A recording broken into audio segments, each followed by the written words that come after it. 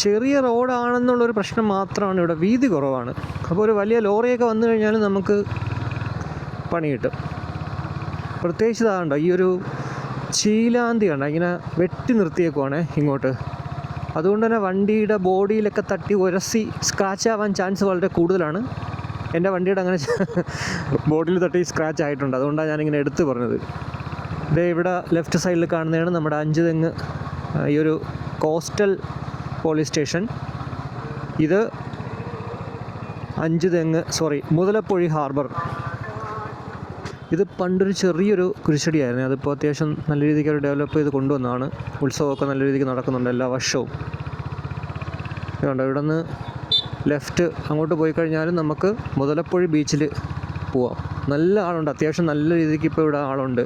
പ്രത്യേകിച്ച് ഈ ഒരു ബ്രിഡ്ജ് വന്നതിന് ശേഷം നല്ല ആളാണ്.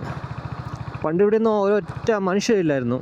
ഈ ഒരു ബ്രിഡ്ജൊക്കെ വരുന്നതിന് മുന്നേ നമ്മളിവിടെ ഉള്ളതുകൊണ്ട് തന്നെ പലപ്പോഴും വരാറുണ്ടായിരുന്നു. അപ്പോഴൊന്നും ആരും കാണത്തില്ല.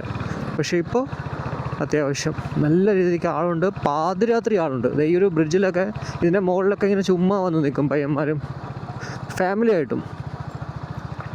ഇവിടെയൊക്കെ കുറേ പരിപാടികൾ ഇങ്ങനെ ചെയ്തുകൊണ്ടിരിക്കുവാണ്. ഇവിടെ എപ്പോഴും അപകടം നടക്കുന്നൊരു സ്ഥലമാണ്. ബോട്ട് മറിഞ്ഞ് മരണം വരെ സംഭവിക്കാറുണ്ട്. അതുകൊണ്ട് തന്നെ എന്തൊക്കെയോ ഇവിടെ എന്താണെന്ന് അറിയത്തില്ല, ഈ ഒരു കൺസ്ട്രക്ഷനിൽ എന്തെങ്കിലും കംപ്ലൈൻറ്റ് ഉണ്ടാവും. അതുകൊണ്ടാണല്ലോ ഇങ്ങനെ സംഭവിച്ചിട്ടുള്ളത്. അപ്പോൾ അതൊക്കെ മാറ്റാൻ വേണ്ടിയുള്ള എന്തൊക്കെയോ പരിപാടികൾ ഇപ്പോൾ ചെയ്യുന്നുണ്ട് സർക്കാരും കേന്ദ്ര സർക്കാരും ഒക്കെ തമ്മിൽ. ഇവിടെയും റോഡ് പ്രശ്നമാണ്. ഇതുവഴി നമുക്ക് ഇറങ്ങാം താഴെ വലതുവശത്തുകൂടി. പാലത്തിൻ്റെ രണ്ട് സൈഡും ആക്ച്വലി ഇപ്പോൾ ഹാർബർ ആയിട്ടുണ്ട്. ഇവിടെയും വള്ളങ്ങൾ അടുക്കാറുണ്ട്.